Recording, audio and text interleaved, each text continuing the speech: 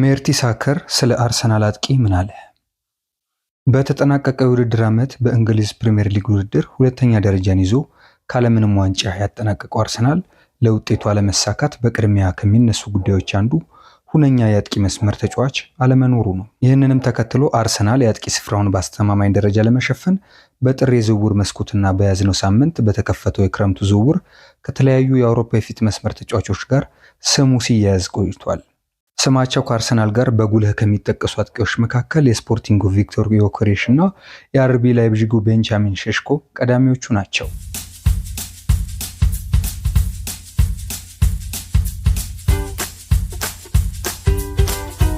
ከሳምንታት ወዲህ ወደ አርሰናል የመምጣቱ ዜና እየተጠናከረ የመጣው የአርቢ ላይፕዚጉ አጥቂ ቤንጃሚን ሼሽኮ የአርሰናል የአጥቂ ችግርን ከሚቀርፉ ተጫዋቾች አንዱ ተደርጎ ሲወሰድ አርሰናልም ከቡንደስሊጋ ቡድን ጋር በጥልቀት እየመከረ መሆኑ ተሰምቷል።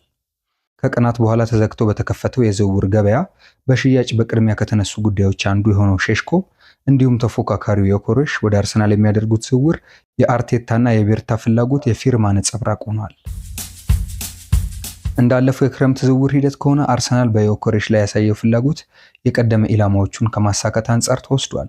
ሆኖም የሼሽኮ የውድድር ዘመኑ ብቃትና ወጣት መሆኑ አርሰናል ፍላጎቱን ወደ ስሎቬኒያዊ አጥቂ እንዲያዞር አድርጎታል መባሉ ተሰምቷል።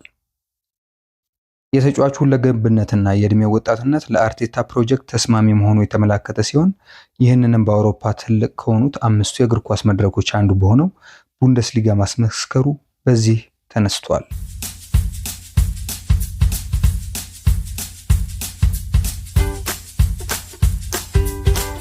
ሼሽኮ ባለፉት 2 የውድድር ዓመታት በቡንደስሊጋ ያገኘው ልምድ አርሰናል እርሱን እንዲያስፈርመው ከሚያደርጉት ምክንያቶች አንዱ ሲሆን ይህም በፖርቹጋል ሊግ ጥሩ የግብ አስቆጣሪነት ዓመታትን ካሳለፈው ዮኬሬሽ ይልቅ ለፕሪሚየር ሊግ ፈተና ቅርበት እንዳለው እየተነሳ ይገኛል።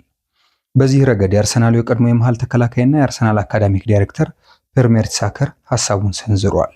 ሜርቲሳከር እንደሚለው ቡንደስሊጋው ከፕሪሚየር ሊጉ ጋር ተቀራራቢ የሆኑ ነገሮች ስላሉት ከዛ የሚወጡ ተጫዋቾች በሊጉ ውጤታማ የመሆን እድል አላቸው።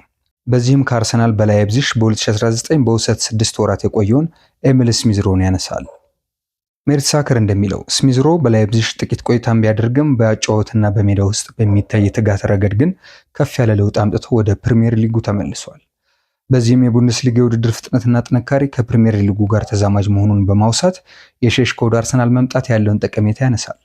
ለሐሳቡ ማስረጃነት ሼሽኮ አሁን እያሳየ ያለው አቅም የሲቲ ሃላንድ በቡንደስሊጋው ያሳየውን ብቃት ያስታወሰ መሆኑን የተናገረው ሜርቲሳከር ቤንጃሚን ሼሽኮም ወደ አርሰናል ቢመጣ እንደ ሃላንድ እንደሚሳካለት አለመጠራጠሩን አመልክቷል። ሼሽኮ ከልምድ ማነስ አንጻር የዮኬሬሽን ያህል ስኬታማ አይደለም ከመባሉ በላይ በጉልበተኛ ሲነጻጸሩም የዮኬሬሽ እጅግ የላቀ መሆኑ በአንጻሩ ይነሳል። በዚህም አርሰናል ከሼሽኮ ዝውውር ማድላት ጎን ለጎን ፊቱን ወደ ዮኬሬሽ ሊያዞር የሚችልበት እድል መኖሩም ተመልክቷል።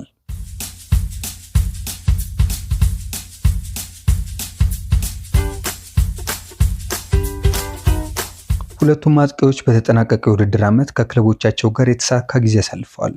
ስሎቬኒያዊ ሼሽኮ 21 ግቦችን ሲያስቆጥር ስዊድናዊ ዮኬሬሽ በዚህ ዓመት ብቻ 54 ግቦችን በስሙ አስመዝግበዋል። የአርሰናሉ አዲሱ ስፖርቲንግ ዳይሬክተር አንድሪያ ቤርታ እና ሚካኤል አርቴታ ቡድኑ ሁነኛ አጥቂ እንደሚያስፈልገው ልዩነት ባይኖራቸውም የትኛው ተጫዋች ይሁን የሚለው ግን ስምምነት ላይ አልደረሱም። አንዳንድ የእግር ኳስ ባለሙያዎች እንደሚሉት አርሰናል ያለበትን ችግር መቅረፍ ካስፈለገው ማስፈረም ያለበት የ21 ዓመቱን ቤንጃሚን ሼሽኮን ነው። ተጫዋቹ ወጣት እንደመሆኑ መጠን አርቴታ በሚፈልገው መንገድ ለመስራት የሚያመቸው ሲሆን በተለይ ደግሞ ፍጥነቱና ከኳስ ጋር ያለው ቅርበት ተመራጭ እንደሚያደርገው አመልክቷል። በወጣት የተገነባ ቡድን ለስኬት ቁልፍ መሆኑን የዚህ ዓመቱን ባርሴሎናና ፒኤስጂን በማሳየነት የሚያነሱት ባለሙያዎቹ ሼሽኮ የአርሰናል ቀዳሚ ምርጫ ሊሆን እንደሚችል በግምታቸውን ያስቀምጣሉ። በተጨማሪም ቤንጃሚን ሼሽኮ አርሰናል ለሚፈልገው የረጅም ጊዜ ቡድን ግንባታ ወሳኝ ስለመሆኑ ነው ያስረዱት።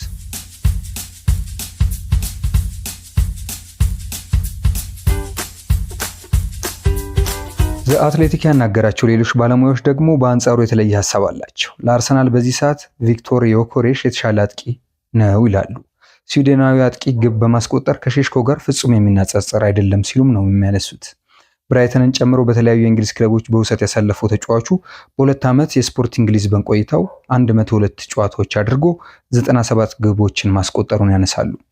በዚህ ዓመት አውሮፓ ላይ ከፍተኛ ግብ በማስቆጠር ቁጥር 1 የተቀመጠው ሲሆን በዚህ ዓመት አውሮፓ ላይ ከፍተኛ ግብ በማስቆጠር ቁጥር 1 ላይ የተቀመጠው አጥቂው ከሼሽኮ ባነሰ የዝውውር ዋጋ አግኝቶ አለማስፈረም አሁንም ስለ ቡድን ግንባታ ማሰብ በቀጣይ ዓመት ዋንጫ ለሚፈልግ ቡድን ምክንያታዊ ሊሆን እንደማይችል ነው የሚገልጹት። አርሰናልን ወደሚፈለገው አቅጣጫ ለመውሰድ ስፖርቲንግ ዳይሬክተር እና አሰልጣኙ በአንድ አቅጣጫ መቆም አለባቸው የሚሉት ደግሞ የቀድሞ የእንግሊዝ እግር ኳስ ማህበር የቴክኒክ ዳይሬክተር ለስሊ ሪድ ናቸው።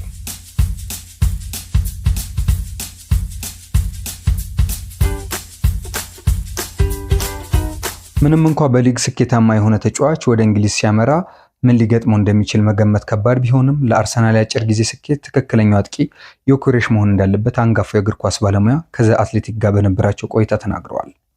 ዓመቱን ያለ ዋንጫ ያጠናቀቀው አሰልጣኝ ሚካኤል አርቴታ በርካታ ግቦችን ካስቆጠረው ዮኬሬሽ ይልቅ ቤንጃሚን ሼሽኮን እንደሚፈልግ በግልጽ መናገሩ ከአንድሪያ ቤርታ ጋር ግልጽ ልዩነት እንዳላቸው የተቀመጠ ነው።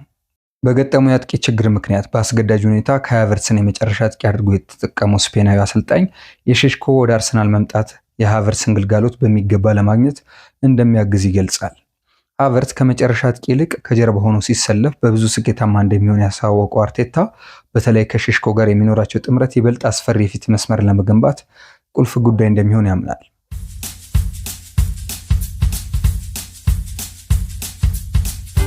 በአትሌቲኮ ማድሪድ ቤት እንደ አንቷን ግሪዝማን፣ ዲያጎ ኮስታ፣ ሁሊያን አልቫሬስ እና ሌሎች ተጽዕኖ ፈጣሪ ተጫዋቾችን ያስፈረሙት አዲሱ የአርሰናል ስፖርቲንግ ዳይሬክተር አንድሪያ ቤርታ ዮኬሬሽ እንዲፈርም ይፈልጋሉ። አሁን ጥያቄው መድፈኞቹ በፕሪሚየር ሊግ ያልተፈተነውን ግብ አስቆጣሪ ቪክቶር ዮኬሬሽን ወይስ የረጅም ጊዜ እቅዳቸው ሊሆን የሚችለውን ቤንጃሚን ሼሽኮን ወደ ለንደን ያመጡታል የሚለው ነው። ተገማች ባልሆነው የተጫዋቾች ዝውውር በአርሰናል ራዳር ውስጥ የሚገኙት ሁለቱ አጥቂዎች ወይስ ሌላ አጥቂ? ጊዜ የሚያሳየን ጉዳይ ይሆናል።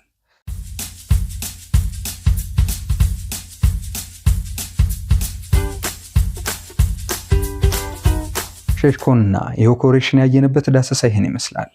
ከሌሎች ዝግጅቶች ጋር አብራችሁን ቆዩ። ሰላም።